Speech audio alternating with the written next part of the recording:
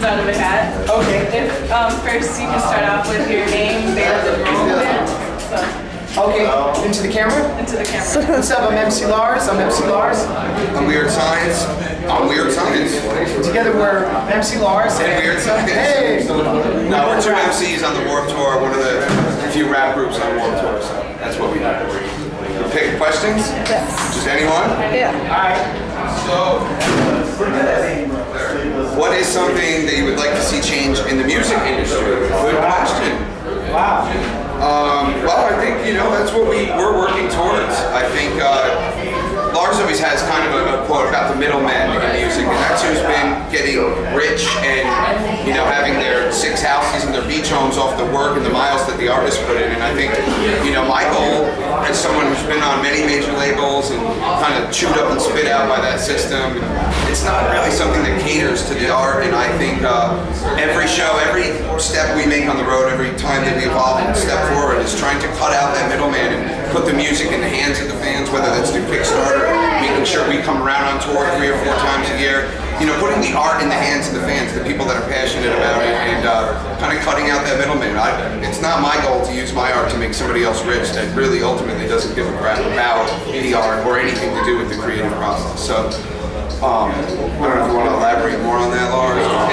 Yeah, I mean, the music business nowadays is becoming more about smaller acts who work hard, more sustainable with social networking, the good branding, and we think it's important to own your art. It's important to own your masters and say what you want to say and never compromise. And even if that means you make less money, it's easier for you to live your dreams and be a career musician. I feel like a lot of kids know. Lars always has a great quote about between consuming and creating. But we're taught to consume. But Lars encourages everybody to create. This guy's always positive and it's infectious. And Lars Horse Records, Lars the owner, operator, and I'm just proud to represent Horse Records where everything's DIY.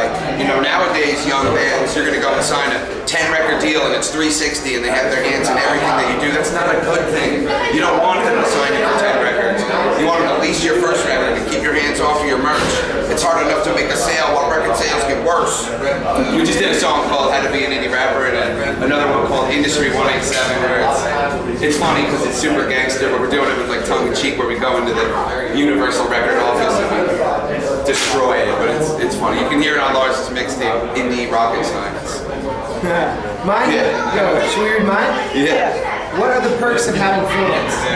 That's a great question. These are good questions. These are awesome. I mean, for me, it's being able to, with Kickstarter, we did this campaign to have people help pay for our records and pre-order it, and it allowed us to, we both did it, allowed us to make the records that we wanted to make. Science already made his, but it allowed us to be independent, get it out to people, and have them be involved and feel like they were able to contribute. Also, I mean, having fans is cool because, if I have a thought or something I want to share, having Facebook and Twitter is so nice to be able to put an idea or a thought out there and get this instant feedback by these people who love and support what we do, and it's just awesome. With that, it's more important to have people who are fans of you as an artist than just fans of you as creating one song, if that makes sense. Sometimes major label bands, they get fans, but the fans only like one song. They're not, the fans don't want to go on any kind of journey with that band or go in any kind of place that they've never been before. It's a single serving, it's McDonald's, it's, here's a song, this is good for my drive, I care nothing about this person, and I feel bad for those artists, and I know it's kind of lives in a lot of people's brains, that's what they want, but we're after something different, and we want to have careers and go different places with our art and take our fans with us, and the fans are the lifeblood of this thing. With no fans, and it doesn't work. You gotta have fans, and if you believe in yourself and you believe that you're saying something that other people should hear, or that they'll be into, that's what it's all about. Gotta love and respect them, and every fan we get, we love and appreciate it. Go the extra mile for them because the fans own our hearts. I mean, that's what it's. It sounds somewhat cliche, or I guess whatever, but it's true. They own our hearts, and any Weerd Science fan, literally, I do this for you, and I do believe in myself, but I believe that the art is important, and who knows, you can change somebody's life. And so, any fan of Weerd Science, I'd go to the end of the world for you. That's cool. Do we do a new question? Yeah. All right, cool. Here, you want yours? It's like Christmas. Yeah, I'm so excited. These are good questions. Really, really good questions. Here, you want to do yours first? What do you think the music industry is going to be like 10 years from now? Wow. I mean, that's a fantastic question. That's a really great question. Yeah, I mean, I see CDs going away. I see vinyl staying because it's a cool physical media. I see more bands making money directly, like the awesome bands sticking around. I see us still making music. I see record stores being very different. Yeah, What's left of the record stores? Yeah, I mean, I know from personal experience, you know, that a lot of labels are hoping to, I don't want to say the label, but their business plan, and this is a big label, was to have no more CDs in 5 years. And this was a year ago, so in 4 years' time from now, to just kind of pretty much X out CDs and purchase the music digitally, and then it's all about going out and supporting those bands when they come through. And I read Bob Lefkowitz, you know, his blogs, and he was an A&R man for years, and he talks about music kind of going back to who's good, because now it's more about the live setting. And if you really stink live, you're not going to be able to turn enough people on. You might have a quick flash in the pan single, but nobody's going to stick around and take these journeys with you, art-wise, that we were talking about, if you really stink live. So I'm into that. I'm into it, going back to may the best man win, and always trying to push yourself forward with your art and get better and better. I mean, we want to be the best that we can be. I never wake up in the morning and think, it's good to be the best. You know, I'm always looking to get better. I want to evolve. So if that's where music is heading, so be it. You know, it's a very interesting time to be an artist, and you know, things are totally different than they were 10 years ago. And I think in 10 years, it's going to be, this will be looked at as, it'll be totally different. So it's very interesting to me. There'll always be those pop entities and the major labels, but it will be different. The major labels will exist as like management companies or marketing companies. Exactly. Bob Lefkowitz just did a thing about that. You guys should read Bob Lefkowitz if you're into the music industry. It's you know, you guys out there in whatever world that you are in. Just really interesting stuff. And we think about it, it's different 5 years ago. The record industry was different. 5 years ago, 6 years ago, you know, Coheed was selling 30,000 records a week, and people bought CDs. And even then, they said, "Oh, it's not like it was 10 years ago." Now we look at 5 years ago as the golden age, because people just, they don't buy records. But Lars always has a great quote. What is the quote? Oh yeah, Martin Atkins, who's the drummer for Ministry, who says, "It's not a problem if 30,000 people download your records, it's a problem if they don't."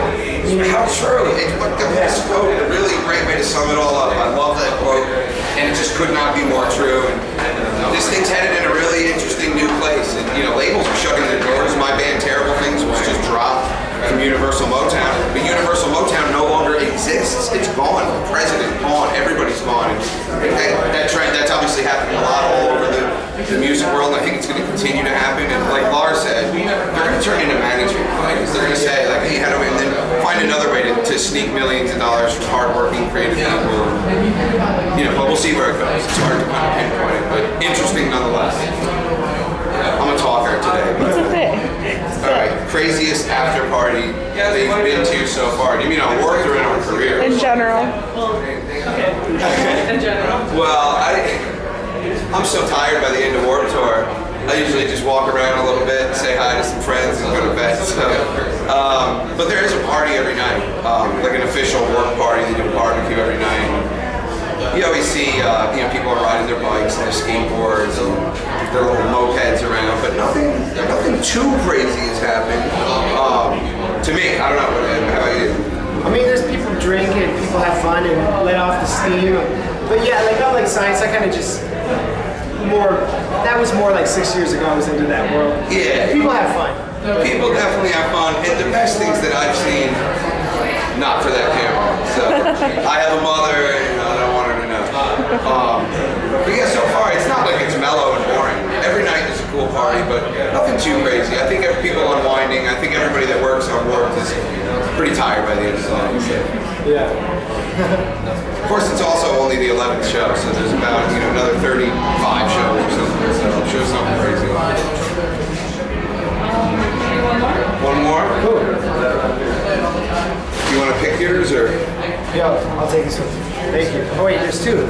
I'll pick yours too. Oh, super. Here, I'll just put it back. You go first. I feel like everyone needs to give that spot. Where do you want the tour? Where do we want to? It's an interesting question because right after Warped, we're working out plans to hit Australia. That's a little premature. We're talking to a company that puts bands in China to do a big festival in Shanghai. Russia. There's a lot coming up in the future. A lot that's it takes a lot to work out all the logistics of getting over there. But that's where I want to tour the whole world. From being back in Coheed and Cambria for years, and just I've toured for so long, and I've been a lot of places, but I've never been to China, and I've never been to Russia, and it's just kind of weird that those are two of the places we're talking about coming to. And we'll see what happens. I really hope the China thing works out, and I think the answer is the world. I want to tour the world more and more and more. Possibilities are infinite. Really, they really are. We want to go wherever people want to hear our songs, and that's everywhere now with the internet, so it's cool. Yeah, I just think it's worth noting. It's not that, I don't mean we talk amongst ourselves about going to China. Some promoters from China contacted us and they want to bring us over. And same thing with Russia, and we just got back from Europe. We did my first European tour as Weerd Science. We've both been over there a bunch, but Lars has a ton of fans in Europe, and it's just really incredible being over there. And I'm sure we'll head back there, in the coming months. So just gonna keep putting miles on the road and keep bringing our art and keep rhyming for the people. Yeah. Last one. What is the largest obstacle you've had to overcome in your career so far? That's amazing. I mean, who writes these questions? Are these your questions? Please sit down.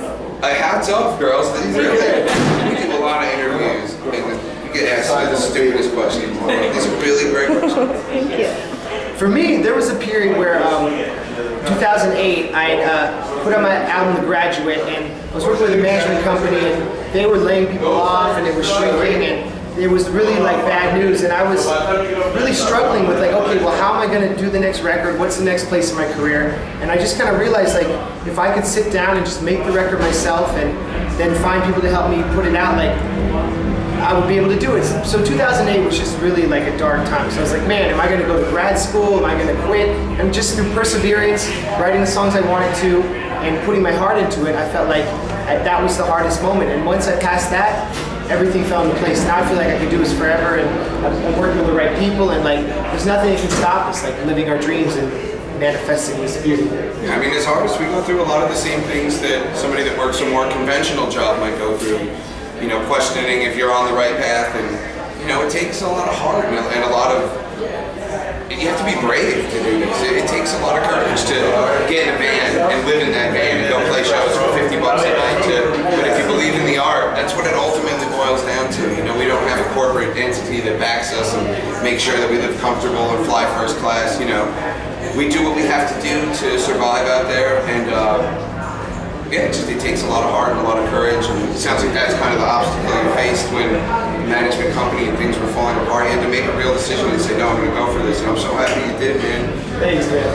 For me, it was, I doubt you guys know my story personally, but I was a drug addict for years, almost 2 years clean. And that's what my record, Sick Kids, which is the new Weerd Science record, that's what it's about. That's why it took so long to come out. It's really kind of an expose into the mind of a heroin addict, and that's what I was. And I'm not proud of that, but I'm not going to hide it. I'm not ashamed. I wish I did things differently, but I feel like I can help people with my record.